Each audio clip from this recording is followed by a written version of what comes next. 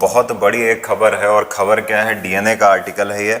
और आर्टिकल क्या कह रहा है, remains of a 1500 year old temple from Gupta period found in Uttar Pradesh Etah. Remains मतलब क्या होता है, रिमेन्स मतलब होता है अवशेष। तो कह रहा है कि गुप्त काल में यानी गुप्ता पीरियड में जो भारत में गुप्त साम्राज्य था उसका एक समय था, तो उस समय के भारत में कुछ अवशेष मिले हैं। और ये अवशेष कहाँ से मिले हैं, ये उत्तर प्रदेश के एटा डिस्ट्रिक्ट से मिले हैं। तो इसमें हमको बहुत कुछ सीखना पड़ेगा क्योंकि बहुत ही बड़ी ये खोज है। और किसने की है, आर्कियोलॉजिकल सर्वे ऑफ इंडिया ने उत्तर प्रदेश के एटा में गुप्तकालीन मंदिर के 2 पिलर या मैं कहूँ खंभे को एक मतलब खोज की है उसको। तो ये देखिए ऐसे कुछ 2 पिलर मिले हुए हैं। अब हमको बहुत कुछ समझना है इसमें।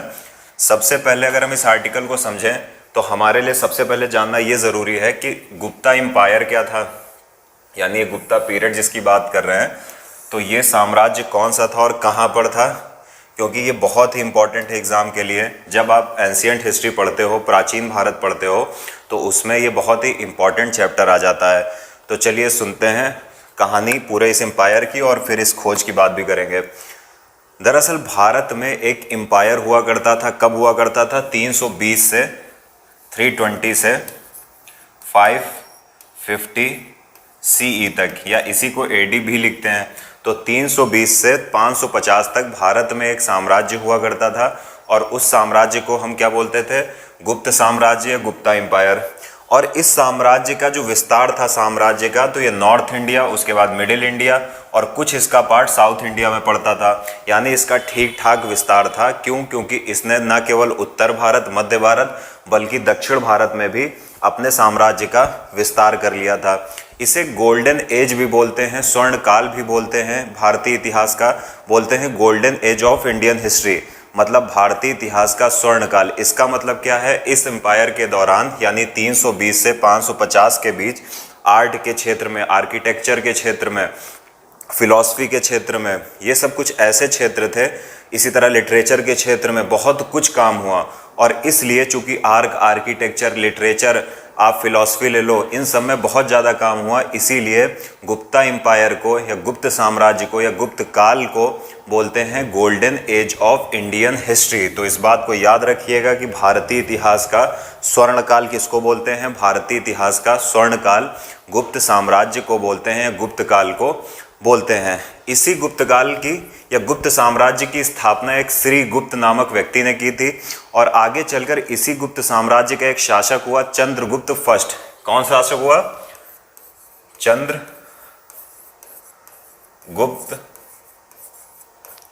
चंद्रगुप्त फर्स्ट। और चंद्रगुप्त फर्स्ट ने क्या किया कि भारत में जो छोटे छोटे क्षेत्र विभाजित हो गए थे मौर्य साम्राज्य के बाद, जब मौर्य साम्राज्य था तो उसने भारत को एक माले में पिरो दिया था। लेकिन मौर्य साम्राज्य का जब डिक्लाइन हुआ, जब पतन हुआ, तो भारत में छोटे छोटे प्रोविंस बन गए, प्रांत बनने लगे।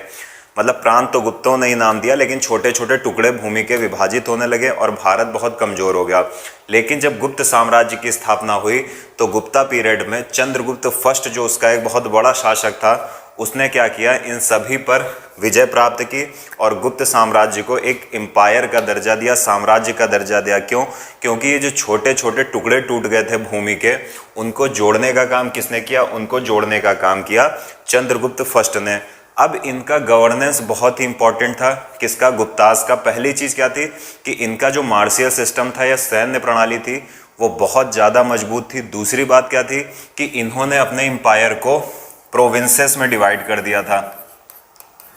प्रोविंसेस या स्टेट्स बोल सकते हो इसी को, प्रोविंसेस या स्टेट में इन्होंने अपने साम्राज्य को विभाजित कर दिया था। यानी जैसे पूरा साम्राज्य है तो उसको छोटे छोटे प्रदेशों में या प्रोविंस में डिवाइड कर दिया था, जिसको प्रांत बोलते थे। तो इस बात को भी याद रखिएगा, इनका गवर्नर सिस्टम अब तत्कालीन परिस्थितियों के हिसाब से बहुत ही मजबूत था। दूसरी बात है कि गुप्त साम्राज्य के जो अवशेष मिले हैं वहाँ से कुछ सिक्के भी बरामद हुए हैं सोने और चांदी के, जो इस बात का संकेत देते हैं कि गुप्त शासक जो थे वो इंपोर्ट और एक्सपोर्ट न केवल भारत में करते थे बल्कि दुनिया के अन्य देशों में भी करते थे। तो ये बहुत बड़ा संकेत है कि यहाँ पर जो व्यापार और वाणिज्य था वो बहुत ही समृद्ध था। कहाँ पर, गुप्ता साम्राज्य के अंतर्गत जो व्यापार और वाणिज्य था वो बहुत ही ज़्यादा समृद्ध था। इसी तरह अगर हम इनकी धार्मिक दृष्टि की बात करें, जो गुप्त शासक होते थे, तो ये स्वयं जो रिलीजियस फॉलो करते थे, ये वैष्णव संप्रदाय को मानते थे। वैष्णव संप्रदाय किसको बोलते हैं? ऐसे लोग जो भगवान विष्णु के उपासक होते हैं। लेकिन ये धार्मिक दृष्टि से कट्टर नहीं थे, ये वैष्णव संप्रदाय को मानते थे, लेकिन इन्होंने अपने राज्य में बुद्धिज्म और जैनिज्म यानी बौद्ध धर्म और जैन धर्म को जो लोग मानते थे उनको भी अपने साम्राज्य में क्या किया? उनको अपने साम्राज्य में भी शरण दिया। इसी तरह इनका जो सबसे बड़ा योगदान आता है वो लिटरेचर या साहित्य के क्षेत्र में आता है। और जब भी गुप्ता एम्पायर या गुप्ता पीरियड का नाम आए तो कालिदास का नाम ना आए, ऐसा हो नहीं सकता। तो इसी समय गुप्ता साम्राज्य से ही संबंधित थे कालिदास। कालिदास ने कई ग्रंथों की रचना की, जैसे अभिज्ञान शकुंतलम, जैसे आप कुमार संभव, जैसे रघुवंश, इस प्रकार के कई प्रकार के कालिदास ने ग्रंथों के अपनी रचना भी की थी। इसी तरह इसी साम्राज्य के एक कवि होते थे या दरबारी होते थे हरिसेन, जिन्होंने प्रयाग प्रशस्ति की रचना की थी। वारामिहिर का नाम आप सबने सुना होगा। वारामिहिर ने बृहत संहिता की रचना की थी, वो भी गुप्त काल से ही संबंधित थे। आर्यभट्ट ने सूर्य सिद्धांत की रचना की थी और वो भी किससे संबंधित थे? वो भी गुप्त काल से ही संबंधित थे। इसी तरह एक ग्रंथ लिखा गया था मृच्छकटिकम, मृच्छकटिकम की रचना शूद्रक ने की थी। तो इस बात को याद रखिएगा कि लिटरेचर की दृष्टि से जो मैंने किताबें बोली हैं, जो मैंने लिटरेचर बोला है, वो बहुत ज़्यादा इम्पॉर्टेंट है। क्यों इम्पॉर्टेंट है? क्योंकि जो मैंने लिटरेचर किताबें बोली हैं ये एग्जाम्स में पूछी जा चुकी हैं, इसलिए आप लोग याद रखिएगा, पहली चीज़। दूसरी चीज़ क्या है? इनका वास्तुकला या आर्किटेक्चर बहुत ही ज़्यादा फेमस था। आपको पता है, आपने नाम सुना होगा अजंता एलोरा, वो गुफाएं में भी गुप्त साम्राज्य का ही योगदान था। उनके निर्माण में इन्होंने महत्वपूर्ण भूमिका निभाई।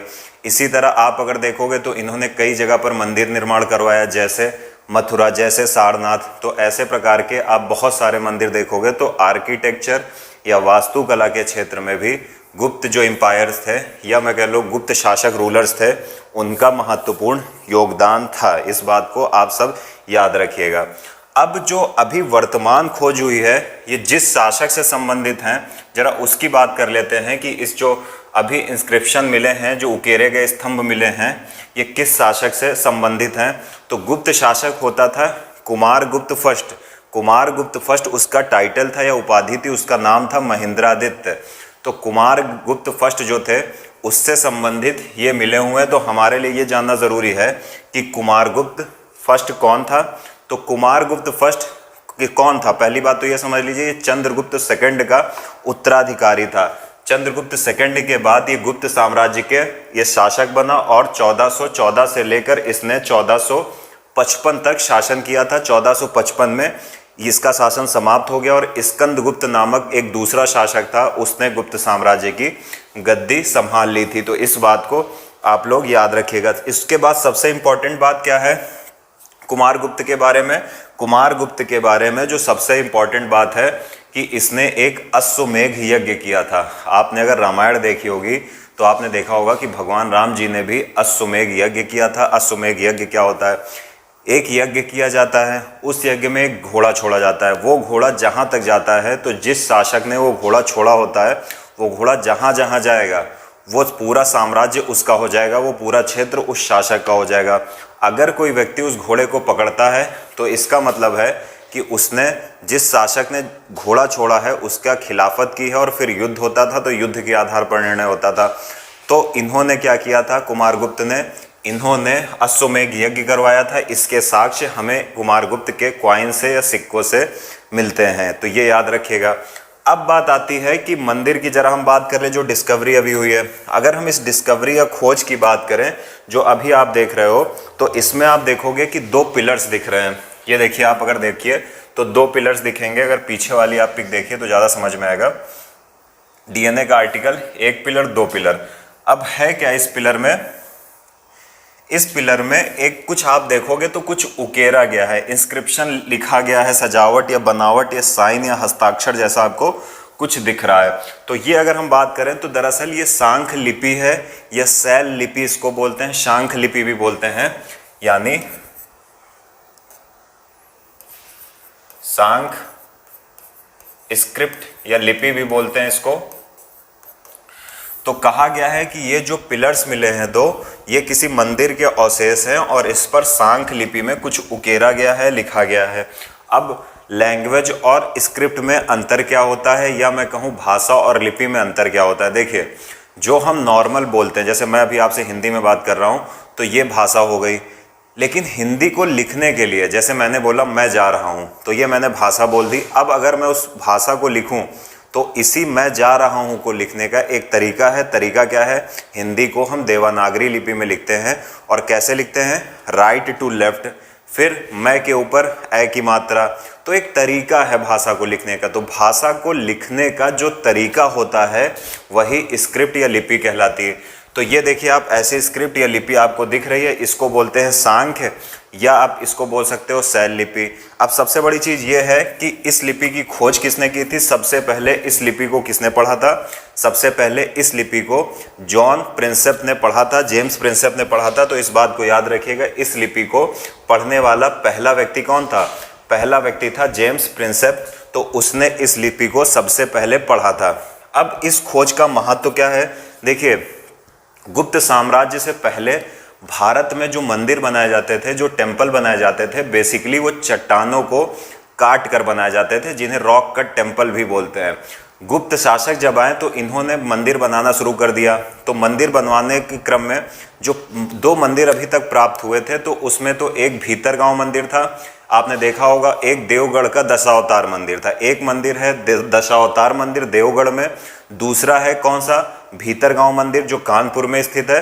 तो ये 2 ऐसे अभी तक क्या मंदिर प्राप्त हुए थे गुप्त साम्राज्य के। अभी क्या हुआ है कि ये तीसरे मंदिर के अवशेष मिले हैं।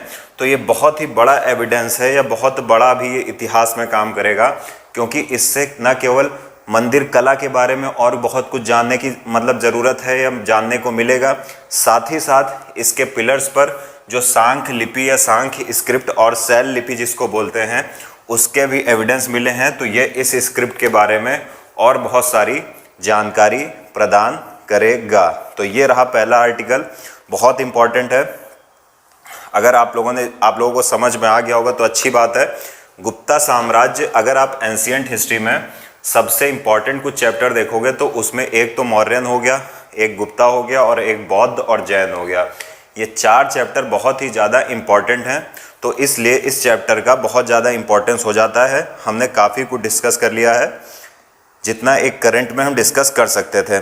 चलिए अब चलते हैं हम आज की दूसरी न्यूज़ पर और देखेंगे कि आज की दूसरी न्यूज़ है क्या।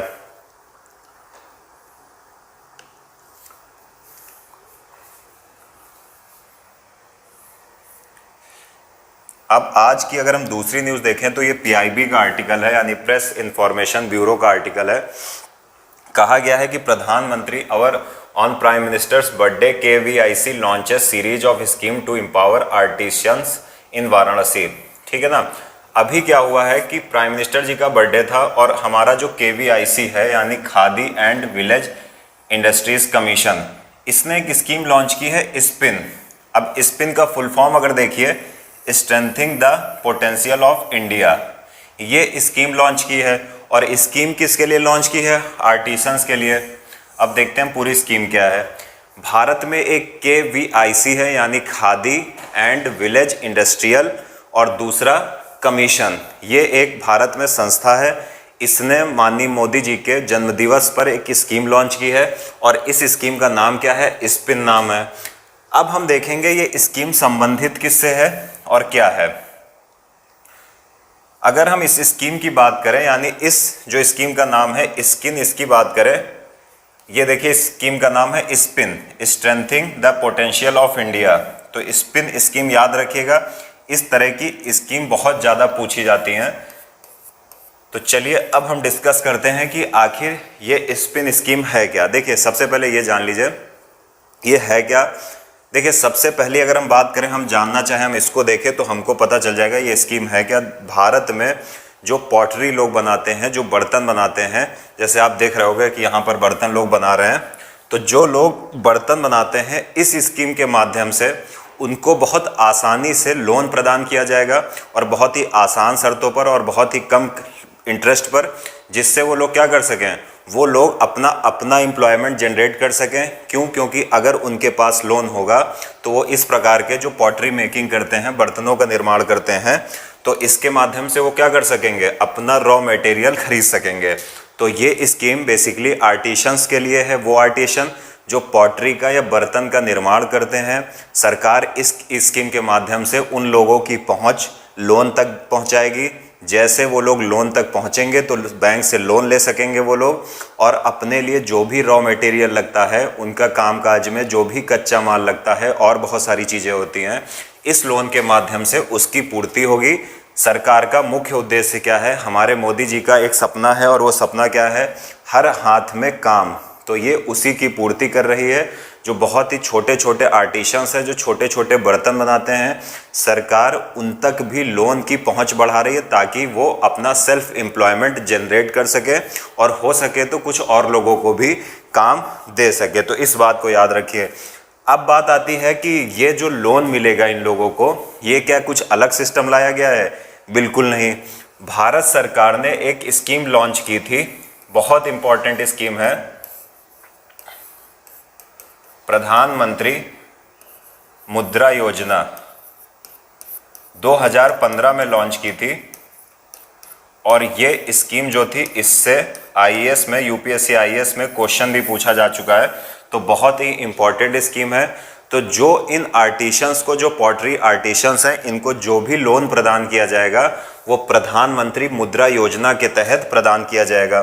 थोड़ी सी बात इसकी कर लेते हैं क्योंकि बहुत ज़्यादा इंपॉर्टेंट है। अगर हम बात करें प्रधानमंत्री मुद्रा योजना, तो इसको 2015 में शुरू किया गया था, और एक दो साल बाद, शायद 1 साल या 2 साल बाद, यूपीएससी आईएएस में इससे रिलेटेड क्वेश्चन भी पूछ लिया गया था। तो बहुत इंपॉर्टेंट स्कीम है, इसलिए इसको हम देख लेते हैं। प्रधानमंत्री मुद्रा योजना में सरकार 3 प्रकार के लोन प्रदान करती है, शिशु, किशोर और तीसरा तरुण। अब इन 3 लोन किस प्रकार के होते हैं ये सुनिए। पहला लोन प्रदान किया जाता है 50,000 तक, दूसरा प्रदान किया जाता है 50,000 से 5 लाख तक, और तीसरा क्या प्रदान किया जाता है 5 लाख से 10 लाख तक। तो बेसिकली बस यही स्कीम है कि प्रधानमंत्री मुद्रा योजना क्या है, सरकार इस स्कीम के माध्यम से लोगों को लोन देती है। शिशु, इस लोन 3 प्रकार के होते हैं, शिशु, किशोर और तरुण। शिशुओं को 50,000 तक, जो शिशु के तहत ही लोन दिया जाता है 50,000 तक, किशोर के तहत 50,000 से 5 लाख तक, और तरुण से 5 लाख से 10 लाख तक दिया जाता है। अब सरकार ने कहा है कि जो अभी पोट्री आर्टिशंस हैं, जो बर्तन निर्माण करने वाले कलाकार हैं, आर्टिशंस हैं, इनको जो लोन दिया जाएगा वो प्रधानमंत्री मुद्रा योजना के शिशु लोन के तहत दिया जाएगा। तो बेसिकली आप ये कह सकते हो कि इस स्कीम के माध्यम से अगर इसी क्राइटेरिया को सरकार माने तो ये जो बर्तन लोग बना रहे हैं, पॉटरी बना रहे हैं, इनको 50,000 तक का लोन दिया जाएगा। अब बात आती है, थोड़ी सी और बात कर ले अगर इस स्कीम के बारे में। पहली चीज़ ये है कि ये नॉन कॉरपोरेट लोन देती है। प्रधानमंत्री मुद्रा योजना के अंतर्गत नॉन कॉरपोरेट लोन दिए जाएंगे। इसका मतलब क्या हुआ? इसका मतलब ये हुआ कि ऐसा नहीं कि कोई बड़ी कॉरपोरेट कंपनी आ जाए और वो लोन ले ले। छोटे छोटे जो लोग काम करते हैं उनको लोन दिया जाएगा। दूसरा, नॉन एग्रीकल्चर कह लो या नॉन फार्म लोन कह लो। दरअसल ये जो लोन है ये एग्रीकल्चर से रिलेटेड नहीं है। इसके अंतर्गत कृषि लोन नहीं देगी सरकार। कृषि लोन के लिए सरकार की और बहुत सारी स्कीम है। इसके माध्यम से बेसिकली नॉन फार्म का मतलब कृषि के लिए नहीं देगी, तो ये समझ में आया। दूसरी बात, कृषि के लिए नहीं देगी तो सीधी सी बात है कॉरपोरेट जगत के लिए देगी। तो सरकार ने यहाँ पर इस स्कीम के माध्यम से कहा था कि यहाँ पर जो लोन दिए जाएंगे वो नॉन कॉरपोरेट होंगे। ऐसा नहीं कोई बहुत बड़ी कॉरपोरेट कंपनी आ जाए उसको लोन दिया जाए। ये लोन छोटे छोटे जो आर्टिशियंस होते हैं, आप जिनको जानते हो, छोटे छोटे माइक्रो, स्मॉल और मीडियम इंटरप्राइजेस होते हैं, उनको इस योजना के अंतर्गत लोन दिया जाता है। तो उम्मीद है आप लोग इस चीज़ को समझ पाए होंगे। ये इस स्कीम के माध्यम से इन आर्टिशंस को या बर्तन बनाने वालों को लोन दिया जाएगा। अब यहाँ पर एक आप संस्था देख रहे होगे, khadi and village industry commission, इसके बारे में भी जान लेते हैं। भारत सरकार ने 1956 में 1956 में एक अधिनियम पारित किया था, या मैं कह दूं कि भारत की संसद ने 1956 में एक एक्ट बनाया, एक अधिनियम पारित किया। अधिनियम का नाम क्या था? Khadi and village industries commission act 1956। इस अधिनियम के तहत एक संस्था की स्थापना की गई और उस संस्था का नाम क्या था? Khadi and village industries commission. अब पहली चीज तो ये आ गई कि क्या जिसे हम KVIC कहते हैं, इसका अगर मैं शॉर्ट फॉर्म लिखूं तो ये संवैधानिक संस्था है? नहीं, इसका संविधान में कहीं पर जिक्र नहीं है, इसलिए ये कॉन्स्टिट्यूशनल बॉडी या संवैधानिक संस्था नहीं है। दूसरा क्वेश्चन, फिर ये कैसी संस्था है?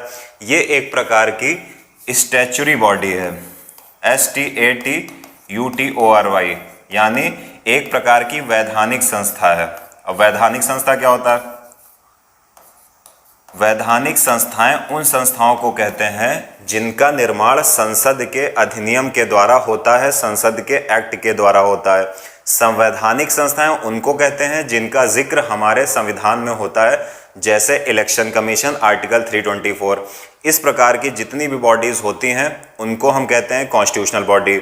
इसी तरह UPSC हो गया, जितनी भी बॉडीज का जिक्र हमारे संविधान में है उनको हम बोलते हैं कॉन्स्टिट्यूशनल बॉडी, और जिनका जिक्र हमारे संविधान में नहीं है और संसद के कानून के द्वारा बनाई गई हैं उनको हम बोलते हैं स्टैच्यूरी बॉडीज। तो बेसिकली ये जो स्कीम लॉन्च की गई है KVIC के द्वारा, तो ये हमको अभी समझना है। दूसरी चीज, एक इंपॉर्टेंट चीज आप और देख सकते हो कि KVIC जो है ये किस मिनिस्ट्री के अंतर्गत काम करती है? तो ये मिनिस्ट्री ऑफ MSME। अब ये क्या है? Micro small and medium enterprises. Bharat में एक मंत्रालय है जिसको हम बोलते हैं सूक्ष्म लघु और मध्यम उद्योग मंत्रालय, उसी के अंतर्गत ये KVIC आती है। और KIVC का मुख्य उद्देश्य क्या है? KIVC का एक मुख्य उद्देश्य ये है कि गांव के स्तर पर, रूरल एरियाज में न केवल इसके माध्यम से खादी के प्रचारित किया जाए, बल्कि और भी छोटे छोटे उद्योगों का विकास किया जाए, ताकि जो भारत की ग्रामीण अंचल में जो लोग रहते हैं उनके लिए लाइवलीहुड क्रिएट किया जा सके, आजीविका क्रिएट किया जा सके, और वो लोग अपने जीवन यापन को बेहतर ढंग से क्रियान्वित कर सकें। तो ये रही हमारी स्कीम जो हमने अच्छे से समझा है। उम्मीद है आप लोग इसको समझ पाए होंगे। स्कीम का नाम क्या था? याद रखिएगा, स्पिन। कहीं पर लिख लीजिएगा इसको, क्योंकि ये बहुत ज़्यादा इंपॉर्टेंट स्कीम है, KIVC के द्वारा लॉन्च की गई है। क्वेश्चन जो पूछा जाता है तो स्कीम का नाम आपको पता होना चाहिए, किसने लॉन्च किया है ये पता होना चाहिए, और जो बेसिक मैंने जानकारी बताई है वो पता होना चाहिए। तो अगर आप नोट्स बनाते हो तो आपके लिए ज़रूरी है, पहली चीज़ स्कीम का नाम पता हो, दूसरी चीज़ होती है कि लॉन्च किसने किया है, तीसरी चीज़ होती है कि स्कीम है क्या। ये तीन चीज़ तो आपको 100% पता होना चाहिए, क्योंकि ज़्यादातर जो क्वेश्चन स्कीम से रिलेटेड बनता है वो तीन पॉइंट से बनता है। तो इस बात को याद रखिएगा। चौथा पॉइंट ऐड करना चाहो तो वाई, क्यों लॉन्च किया है। अगर आपने ये 4 पॉइंट तैयार कर लिए, अगर मैं इसी स्कीम के नोट्स बनाना बताऊं तो पहली चीज़ है स्कीम का नाम लिखना। तो आप लिख सकते हो स्मॉल, जो आप छोटे छोटे नोट्स बनाओ, स्पिन। उसके बाद लॉन्च किसने किया है? KVIC। क्या है स्कीम? तो आप लिख सकते हो लोन दिया जाएगा किसको? लोन दिया जाएगा पॉटरी आर्टिसंस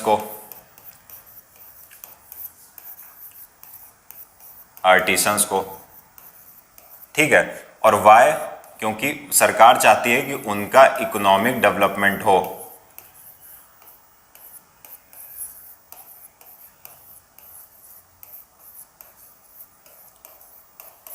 ऐसे आप किसी भी स्कीम का नोट्स बना सकते हो। देखिए कितने छोटे में आ चुका है। स्कीम का नाम स्पिन। लॉन्च किसने किया? Khadi and village industries commission. तीसरी चीज है क्या? लोन प्रदान किया जाएगा जो बर्तन निर्माण करने वाले आर्टिस्ट हैं उनको। चौथा क्यों? वाई, क्योंकि इकोनॉमिक डेवलपमेंट चाहती है। तो इस याद रखिएगा, क्वेश्चन इस प्रकार से भी आ जाता है कि सरकार इस स्कीम के माध्यम से सब्सिडी देगी। सब्सिडी का मतलब होता है सरकार फ्री में पैसा दे रही है। तो सरकार फ्री में पैसा नहीं दे रही है, सरकार क्या दे रही है? अगर आप ध्यान से देखिएगा तो इस प्रकार के क्वेश्चन में कोई भी जो कमीशन होता है वो इस आधार पर भी बच्चों को घुमाने का प्रयास करता है कि लोन और सब्सिडी में। तो यहाँ पर सरकार लोन प्रोवाइड कर रही है, सब्सिडी नहीं दे रही है। हालांकि लोन की जो शर्तें हैं और लोन का जो ब्याज है वो भले सरकार नियंत्रित करे कि शर्तें कम मतलब ठीक ठाक रखे, ऐसा नहीं बहुत ज़्यादा शर्तें लगा दे और जो ब्याज की दर है उसको कम कर ले, लेकिन फिर भी ये लोन है, ये सब्सिडी नहीं है। इस बात को याद रखिएगा, क्योंकि ऐसे ही टर्म से कोई भी कमीशन जो एग्ज़ाम लेता है उसको स्टूडेंट के साथ खेलने का अच्छा मौका मिलता है, क्योंकि इतना ध्यान कोई दे नहीं पाता है। तो उम्मीद है आप लोग इस चीज़ को समझ पाए होंगे। ये हमारी दूसरी न्यूज़ थी और बहुत ही इंपॉर्टेंट न्यूज़ है, इस बात को याद रखिएगा। अब हम चलेंगे आज की तीसरी खबर पर, और तीसरी खबर क्या है? तीसरी खबर जो है वो लाइव मिंट का आर्टिकल है, और आर्टिकल कह क्या रहा है? बायजूस, आप सबने देखा होगा, बायजूस यूट्यूब चैनल भी बहुत बड़ा चैनल है। Niti Aayog partner to provide free education to 112 aspirational district. Aspirational district को हिंदी में बोलते हैं आकांक्षी जिले, आकांक्षी जिले। अब आपको सबको पढ़कर लगभग मतलब समझ में आ गया होगा कि जो एक एजुकेशन जाइंट कंपनी है बायजूस, उसने नीति आयोग के साथ एक पार्टनरशिप की है, और पार्टनरशिप का उद्देश्य क्या है कि भारत के जो 112 अभी एस्पिरेशनल डिस्ट्रिक्ट या आकांक्षी जिले हैं उसमें फ्री एजुकेशन प्रोवाइड की जाए। क्योंकि भारत, आप देख रहे हो कि बहुत सारी अभी समस्याएं आ रही हैं, कई प्रकार के वायरस आ रहे हैं, तो ये एक भविष्य का ऑप्शन है कि किसी भी प्रकार से ई एजुकेशन की तरफ बढ़ा जाए, ई शिक्षा की तरफ बढ़ा जाए। तो चलिए समझते हैं। सबसे पहले इस आर्टिकल को समझने के लिए हमारे सामने एक समस्या है कि हमें कई बेसिक टर्मिनोलॉजी समझनी पड़ेगी। जैसे 112 एस्पिरेशनल डिस्ट्रिक्ट जिनका जिक्र किया गया है, ये एस्पिरेशनल डिस्ट्रिक्ट हैं क्या? पहले सुनिएगा ध्यान से। नीति आयोग ने भारत में कुछ आकांक्षी जिलों की घोषणा की। अब ये आकांक्षी जिले हैं क्या? भारत के कुछ ऐसे जिले जो सोशियो इकोनॉमिकली बहुत ही बैकवर्ड हैं। फिर से सुनिए, हिंदी में सुन लीजिए। भारत के वो जिले जो सामाजिक और आर्थिक रूप से बहुत पिछड़े हुए हैं, इन्हीं को बोला जाता है। इनको आप पिछड़ा जिला नहीं बोल सकते, क्योंकि अगर सरकार इनको बोलेगी बैकवर्ड डिस्ट्रिक्ट तो जो उन जिलों में लोग रहते हैं वो नाराज होंगे कि हमको कह रहे हैं पिछड़े जिले से संबंधित है। इसलिए सरकार ने इनको नाम दिया, भारत के जो 112 सामाजिक और जो आर्थिक रूप से पिछड़े जिले थे, जैसे सोशली और इकोनॉमिक जो डिस्ट्रिक्ट थे, बैकवर्ड डिस्ट्रिक्ट थे, उनको सरकार ने नाम दे दिया एस्पिरेशनल डिस्ट्रिक्ट। और कहा गया कि इन डिस्ट्रिक्ट का अगर डेवलपमेंट पर विशेष ध्यान दिया जाए तो हम बहुत तेज भारत का विकास कर सकते हैं। तो बेसिकली नाम जो एस्पिरेशनल दिया गया है, आकांक्षी जिलों का जो नाम दिया गया है, वो इसीलिए दिया गया है कि अगर हम उनको बोलेंगे पिछड़े जिले, मैं कह दूं कि सामाजिक और आर्थिक रूप से पिछड़ा जिला, तो लोग नाराज़ हो जाएंगे वहाँ के। अगर मैं कहूँ कि आकांक्षी जिले, तो अच्छा फील आ रहा है। तो सरकार ने इसी उद्देश्य के तहत 112 आकांक्षी जिलों की घोषणा की थी नीति आयोग ने। अभी क्या किया जा रहा है? चूंकि ये जो जिले हैं ये सामाजिक और आर्थिक रूप से पिछड़े हुए हैं, तो अगर जिला आर्थिक रूप से पिछड़ा होगा तो ये तो तय है कि उस जिले में रहने वाले बहुत सारे लोग आर्थिक रूप से कमज़ोर होंगे। अगर वो आर्थिक रूप से कमज़ोर होंगे तो उम्मीद ये भी पनपती है कि शायद वो लोग अपने बच्चों को बहुत अच्छी शिक्षा न दे रहे हों। इसलिए भारत सरकार के नीति आयोग क्या है? नीति आयोग एक थिंक टैंक है। थिंक टैंक का मतलब कि ये सरकार को बहुत सारे मुद्दों पर अपनी राय देता है, और राय साथ ही साथ ये राज्यों के साथ भी एक प्रकार का कॉपरेशन स्थापित करता है। तो ये एक बेसिकली थिंक टैंक है जो सरकार को विभिन्न मुद्दों पर राय देता है।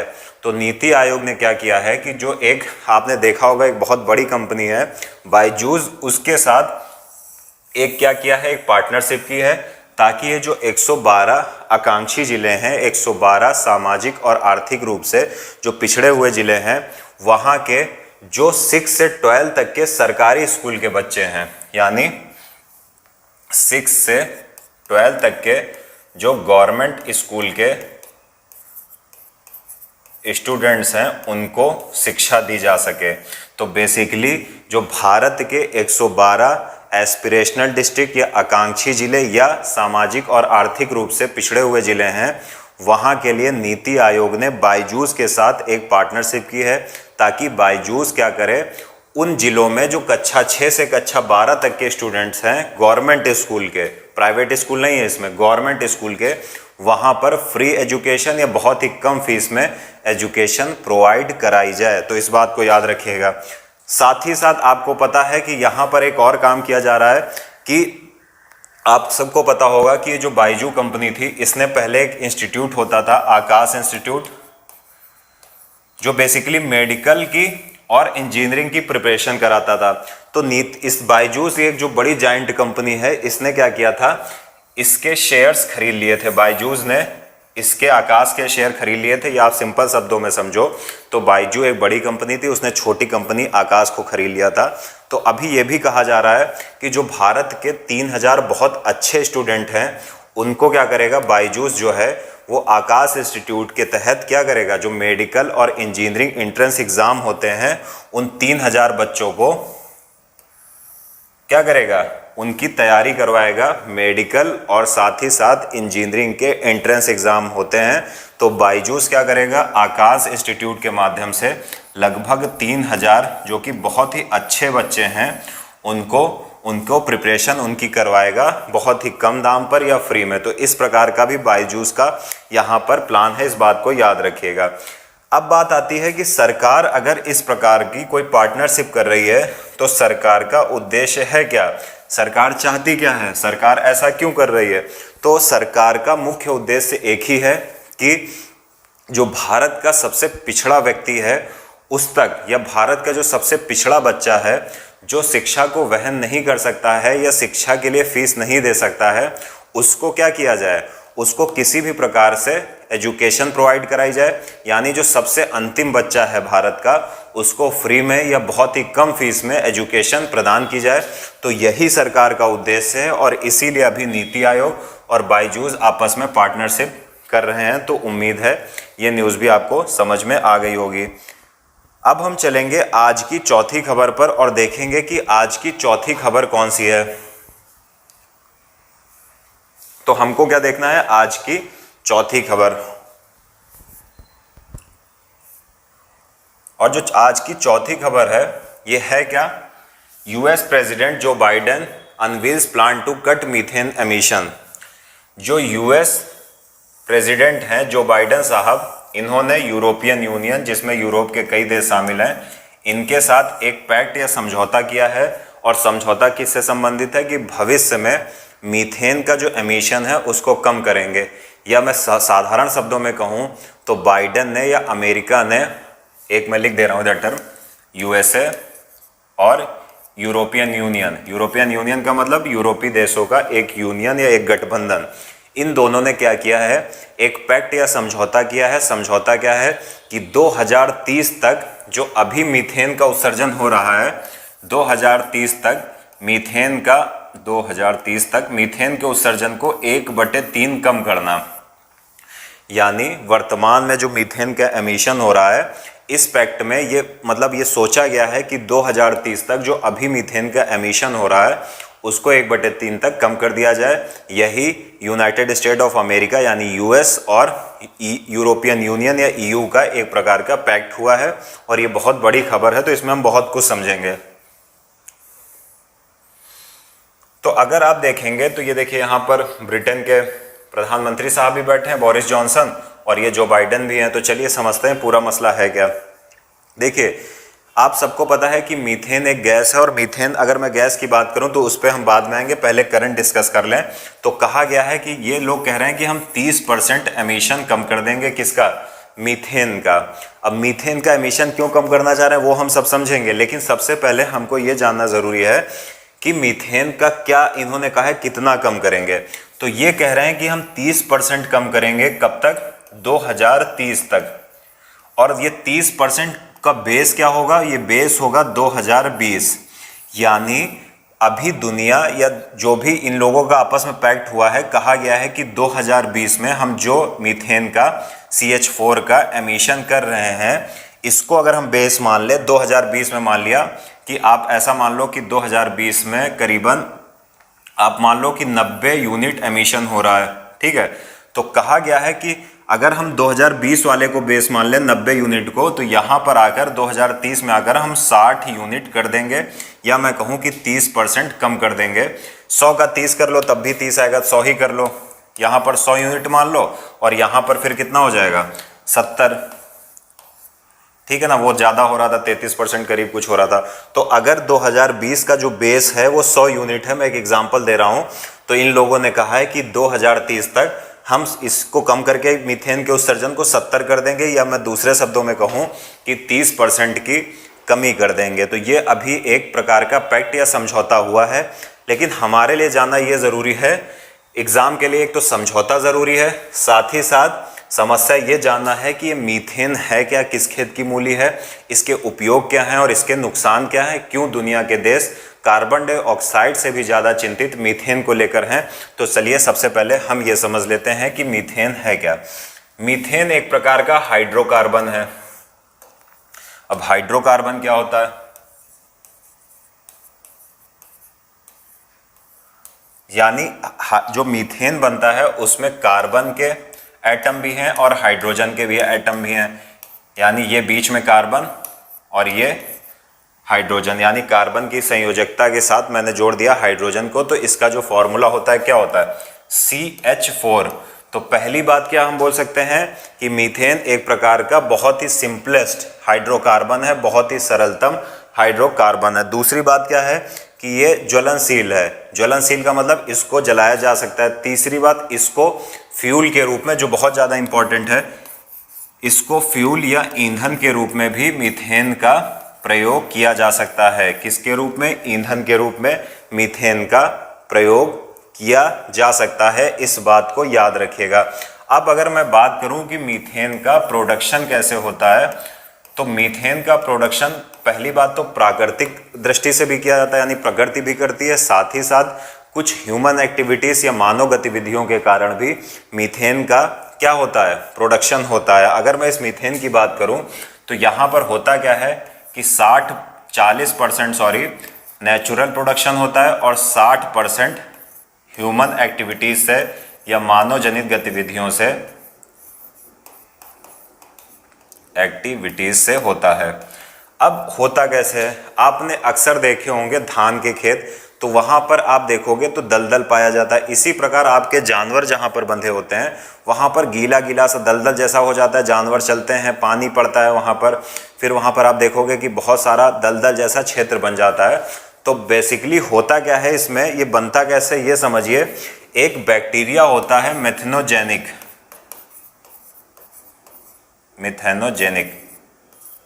इस बैक्टीरिया के द्वारा ही मीथेन का प्रोडक्शन होता है। तो मीथेन का प्रोडक्शन या मीथेन के उत्पादन के लिए जिम्मेदार बैक्टीरिया होता है, जिसे बोलते हैं मिथेनोजेनिक बैक्टीरिया। इसके द्वारा मीथेन का प्रोडक्शन होता है। ये तो हो गई मीथेन की बात है। तो यहाँ पर आपको सीखना क्या है कि मीथेन बहुत ही सरलतम हाइड्रोकार्बन है, सिंपलेस्ट हाइड्रोकार्बन। हाइड्रोकार्बन क्यों बोल रहे हैं, क्योंकि इसमें हाइड्रोजन के भी एटम है और कार्बन के भी एटम है। ये ज्वलनशील है, और चूंकि ज्वलनशील है इसलिए इसका हम फ्यूल के रूप में, ईंधन के रूप में प्रयोग कर सकते हैं। दूसरी बात आती है सबसे इंपॉर्टेंट कि क्या ये प्राकृतिक रूप से पाया जाता है या मानव निर्मित करता है। तो मीथेन की खासियत क्या है कि ये नेचुरल भी है और आर्टिफिशियल भी है, यानी प्रकृति भी निर्माण करती है और मानव भी करता है। मानव कैसे करता है, जैसे मानव खेतों के द्वारा कर देता है। जैसे धान बोलता है तो धान के खेत में नमी बनाए रखनी पड़ती है, इसलिए दलदल जैसा क्षेत्र मिलता है। ऐसे ही जहाँ पर आपके जानवर बंधे रहते हैं वहाँ पर गंदगी रहती है, साथ ही साथ वहाँ गोबर रहता है। गोबर के साथ साथ वो जब जानवर टॉयलेट करता है तो वहाँ पर क्या होता है, दलदल टाइप में बनने लगता है। वहाँ पर क्या होगा, मिथेनोजेनिक बैक्टीरिया सक्रिय होगा और मीथेन का प्रोडक्शन करेगा। अब बात ये आती है कि मीथेन को लेकर दुनिया इतनी चिंतित क्यों है, क्या इसके इफेक्ट हैं या क्या इसके प्रभाव हैं। पहली चीज ये है, इसका सबसे बड़ा प्रभाव क्या है, ग्लोबल वार्मिंग। अब ये ग्लोबल वार्मिंग किस खेत की चिड़िया है या किस पेड़ की चिड़िया है, किस खेत की मूली है, तो ये समझिए। ग्लोबल वार्मिंग का मतलब होता है कि दुनिया के तापमान में वृद्धि। ये तापमान में वृद्धि कैसे होती है, जब मनुष्य कुछ ऐसे गैसेस को, ऐसे एलिमेंट को एमिट करता है, उत्सर्जित करता है, जो सूर्य के लॉन्ग वेव रेडिएशन को, सूर्य से जो किरणें आती हैं उनको हम बोलते हैं शॉर्ट वेव रेडिएशन। उसके पश्चात वो पृथ्वी पर पड़ती हैं और फिर लॉन्ग वेव रेडिएशन के रूप में जाती हैं।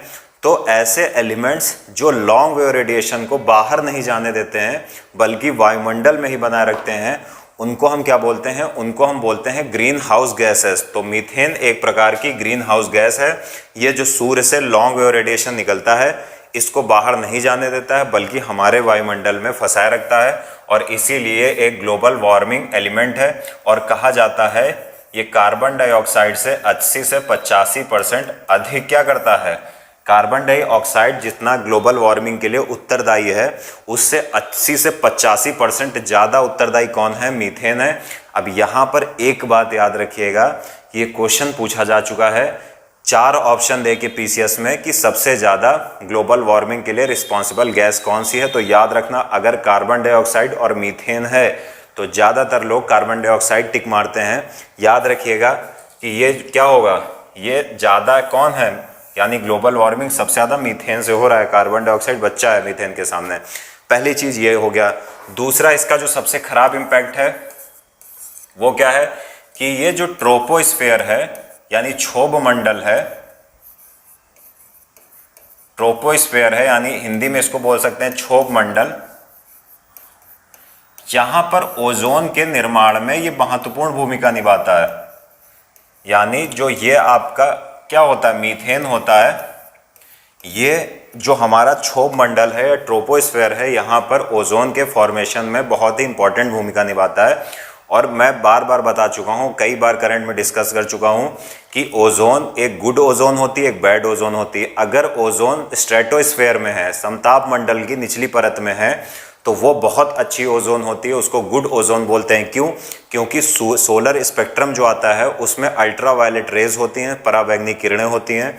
तो समताप मंडल में उपस्थित ओजोन की जो लेयर है, जो परत है, वो सूर्य से आने वाली अल्ट्रावायलेट या पराबैंगनी किरणों को अवशोषित कर लेती है और पृथ्वी पर आने से रोकती है। पराबैंगनी किरणें अगर पृथ्वी पर आएंगी तो उससे बहुत सारे नुकसान होते हैं, जिसमें एक सबसे बड़ा नुकसान है स्किन कैंसर। और जब ओजोन हमारे ट्रोपोस्फेयर में पाया जाता है, क्षोभ मंडल में पाया जाता है, तो कहा जाता है कि ये मनुष्यों के लिए बहुत ही ज़्यादा नुकसानदेह होता है। इसलिए ट्रोपोस्फेयर में पाए जाने वाले ओजोन को बोलते हैं बैड ओजोन। और कहा जाता है कि प्रत्येक वर्ष इस ट्रोपोस्फेयर में पाए जाने वाले ओजोन से 1 मिलियन लोगों की मृत्यु होती है या प्री मैच्योर डेथ होती है। 1 मिलियन मतलब 10 लाख।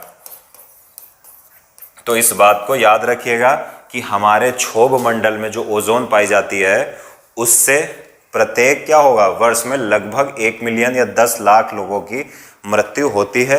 इसीलिए अभी जो बाइडेन यानी यूएस और यूरोपियन यूनियन यानी यूरोपीय देशों के एक यूनियन जिसे हम यूरोपियन यूनियन के रूप में जानते हैं, इन्होंने एक समझौता किया है कि 2030 तक ये 2020 में जितना मीथेन का उत्सर्जन हुआ है उसको उसका 1/3 या 30% लगभग कम कर देंगे। तो उम्मीद है आप लोग इस न्यूज़ को समझ पाए होंगे। ये हमारी चौथी न्यूज़ थी। Jai Vimal psychology, very good Lalla, thank you sir. Aman Singh, good morning. Good morning अमन।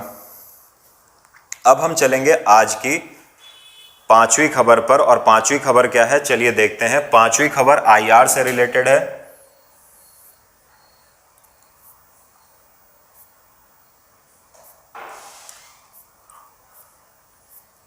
5वीं खबर क्या है? खबर यह है कि बहुत बड़ी खबर है। और खबर क्या है कि आप सब ने, मैं कई बार इस करंट की क्लास में डिस्कस कर चुका हूं, संघाई कॉरपोरेशन ऑर्गेनाइजेशन के बारे में, संघाई सहयोग संगठन के बारे में। अभी बड़ी खबर यह है कि ये जो संघाई सहयोग संगठन है इसमें नवे सदस्य के रूप में ईरान को शामिल कर लिया गया है। तो बहुत अच्छा क्वेश्चन बन रहा है कि संघाई सहयोग संगठन का नवा सदस्य कौन है। तो इसका जो 9th मेंबर है वो कौन है, वो ईरान है। तो ये बात याद रखिएगा। तो चलिए इसको पूरा समझते हैं। देखिए, कोई भी संगठन हो तो वहां पर क्या होता है, वहां पर उसके कुछ मेंबर होते हैं। जैसे अगर मैं एससीओ की बात करूं तो एससीओ में आपको पता है कि कौन कौन होगा। इंडिया पाकिस्तान 2017 में शामिल हुए थे। उसके पश्चात अगर आप देख लो तो रसिया होगा, चाइना होगा, और तुर्कमेनिस्तान को छोड़ दो तो जो सेंट्रल एशिया के 4 कंट्रीज हैं वो सारे इसका पार्ट हैं, जैसे कजाकिस्तान, किर्गिस्तान, उज्बेकिस्तान और ताजिकिस्तान। सिर्फ तुर्कमेनिस्तान नहीं है सेंट्रल एशिया का, बस। अब बात क्या है कि किसी भी कोई भी अगर ऑर्गेनाइजेशन होता है अंतर्राष्ट्रीय तो पहले वहां पर होते हैं मेंबर, उसके बाद नंबर 2 पर आते हैं ऑब्जर्वर स्टेट, ऑब्जर्वर। ठीक है, पहली बात मेंबर होंगे, दूसरे में ऑब्जर्वर कंट्रीज होंगे, तीसरे में होते हैं डायलॉग पार्टनर। डायलॉग पार्टनर, अब इसका मतलब क्या है? देखिए, मेंबर जो ये सारे दिए गए हैं ये मेंबर होते हैं, सारे काम इन्हीं की देखरेख में होते हैं, ये वोटिंग करते हैं, सब कुछ यही करते हैं। ऑब्जर्वर स्टेट या स्टेटस किसको मिलता है? ऐसे देश जो संगठन के मेंबर बनना चाहते हैं और बहुत दिनों से जो संगठन के साथ जुड़े हुए हैं और उसकी सदस्यता प्राप्त करना चाहते हैं, उनको पर्यवेक्षक या ऑब्जर्वर का स्टेटस दे दिया जाता है। और जो सबसे कम अधिकार वाले होते हैं डायलॉग पार्टनर, जो अभी हाल ही फिलहाल में जुड़े हैं, तो सबसे तीसरी कैटेगरी में उनको रखा जाता है। 2017 में भारत यानी इंडिया और पाकिस्तान को मेंबर का दर्जा दे दिया गया है, तो भारत एससीओ का मेंबर है। ईरान पहले ऑब्जर्वर स्टेटस उसको मिला हुआ था, अभी क्या किया गया है, इसका 9th मेंबर, अभी तक इसमें 8 मेंबर थे, तो 9th मेंबर कौन बन गया है? ईरान बन गया है। तो इसके अलग मायने हैं। क्यों अलग मायने हैं? इससे संघाई कोऑपरेशन ऑर्गेनाइजेशन में भारत का पक्ष मजबूत होगा। कैसे? क्योंकि आप सबको पता है कि भारत अफगानिस्तान में तालिबान का विरोध कर रहा है और भारत कह रहा है कि हम किसी भी ढंग से तालिबान को सपोर्ट नहीं करेंगे। क्यों नहीं करेंगे? क्योंकि वहाँ पर अफगानिस्तान के कॉन्स्टिट्यूशन के आर्टिकल 4 में इस बात का जिक्र है कि 14 ट्राइब्स को मान्यता दी गई है, जिसमें जो तालिबान में अधिकतम है वो पख्तून है, एक ही ट्राइब के लोग हैं। तो भारत कह रहा है कि ये इंक्लूसिव नहीं है, समावेशी नहीं है, कि ऐसा देश जहाँ पर बहुत सारी जनजातियाँ पाई जाती हैं, उन जनजातियों में से कोई एक जनजाति क्या करे, अधिकार कर ले। तो यहाँ पर अभी भारत सरकार ने कहा कि इंक्लूसिव नहीं है, इसलिए अंतर्राष्ट्रीय फोरम्स पर इंडिया क्या कर रही है? इंडिया अभी विरोध कर रहा है तालिबान का। और जो तालिबान का कुछ प्रमुख देश हैं जो विरोध कर रहे हैं, उसमें एक भारत हो गया, एक ताजिकिस्तान हो गया और ईरान भी विरोध कर रहा है। तो इससे एससीओ में भारत का तालिबान के खिलाफ जो पक्ष है वो मजबूत होगा, क्योंकि भारत और ताजिकिस्तान के बाद अब ईरान भी ऐसा देश शामिल हो गया है, जिससे क्या होगा, जिससे भारत को मजबूती मिलेगी तालिबान के खिलाफ एससीओ में। साथ ही साथ आपको पता है कि भारत ईरान में चाबहार पोर्ट का डेवलपमेंट कर रहा है, और भारत पहले जो चाबहार पोर्ट जाता था वो अफगानिस्तान से होकर जाता था, लेकिन अभी क्या हो गया है कि ये तो तय है कि भारत वाला ये चाबहार पोर्ट का रास्ता मध्य एशिया तक पहुंचने के लिए, यानी Kazakhstan, Uzbekistan, Kyrgyzstan, Turkmenistan, Tajikistan पहुंचने के लिए जो रास्ता है वो अब अफगानिस्तान से नहीं जा सकता है, क्योंकि अफगानिस्तान में तालिबान है और तालिबान प्रो पाकिस्तान है, पाकिस्तान से तालिबान के बहुत अच्छे संबंध हैं। तो हो सकता है कि भारत अब इस पर इतना ज़्यादा भरोसा न करे। तो भारत अभी जो चाबहार पोर्ट के माध्यम से मध्य एशिया तक पहुंचने का प्रयास कर रहा था, अब क्या करेगा? भारत के लिए एक उम्मीद यह है कि भारत इस रास्ते को चाबहार पोर्ट का डेवलपमेंट करके मध्य एशिया के देशों तक तुर्कमेनिस्तान से होकर पहुंचेगा। तो ये एक बड़ी खबर है। अब हम देख लेते हैं थोड़ा सा एससीओ के बारे में कि संघाई कॉरपोरेशन ऑर्गेनाइजेशन या संघाई सहयोग संगठन है क्या। तो चलिए सबसे पहले इसकी बात कर लेते हैं। देखिए, 1996 में एक ग्रुप बनाया गया 5 देशों का, रसिया चाइना के नेतृत्व में, और 3 मध्य एशियाई देश थे, और उस ग्रुप को नाम दिया गया संघाई 5। लेकिन 2001 में उसमें एक सदस्य और बढ़ गया, तो अब इस ग्रुप का नाम संघाई 5 6 से हटाकर 6 नहीं किया गया, बल्कि 2001 में इस संघाई 5 का नाम बदलकर क्या कर दिया गया? 2001 में संघाई 5 का नाम बदलकर क्या कर दिया गया? संघाई कॉरपोरेशन ऑर्गेनाइजेशन, संघाई सहयोग संगठन। अब बात आती है कि कुछ लोग इसको कहते हैं कि ये एशियन नाटो है, यानी जो वेस्टर्न कंट्रीज़ हैं अक्सर वो कहती हैं कि जिस प्रकार वेस्टर्न कंट्रीज़ ने एक नाटो बना लिया है, नॉर्थ अटलांटिक ट्रीटी ऑर्गेनाइजेशन, कि अगर नाटो के किसी देश पर आप हमला करोगे तो वो सारे सदस्य देशों पर हमला माना जाएगा। तो ये आरोप लगता है कि ये एक प्रकार का एशियन नाटो है। लेकिन अब इसके हम थोड़ा काम देखते हैं। ये एक प्रकार का पॉलिटिकल, इकोनॉमी और मिलिट्री ऑर्गेनाइजेशन है, जिसका मुख्य उद्देश्य यह है कि इस पूरे क्षेत्र में, यूरेशियन क्षेत्र में, यूरेशियन इसलिए मैं बोल रहा हूँ क्योंकि बाकी देश तो एशिया के हैं, लेकिन रशिया थोड़ा सा यूरोप में भी है और थोड़ा एशिया में भी है, इसलिए रशिया के शामिल होने के कारण इसको क्या बोला गया है? यूरेशियन ग्रुप बोला गया है, यूरेशियन ऑर्गेनाइजेशन बोला गया है। तो इसका मुख्य उद्देश्य यही है कि पूरे क्षेत्र में पीस, सिक्योरिटी और काउंटर टेररिज्म के खिलाफ मतलब तो काउंटर टेररिज्म के लिए काम किया जा सके, यानी शांति की स्थापना की जा सके, क्षेत्र में सुरक्षा की स्थापना की जा सके सभी देशों का, और आतंकवाद के खिलाफ लड़ा जा सके। यही इस ग्रुप का ऑर्गेनाइजेशन का मुख्य उद्देश्य है।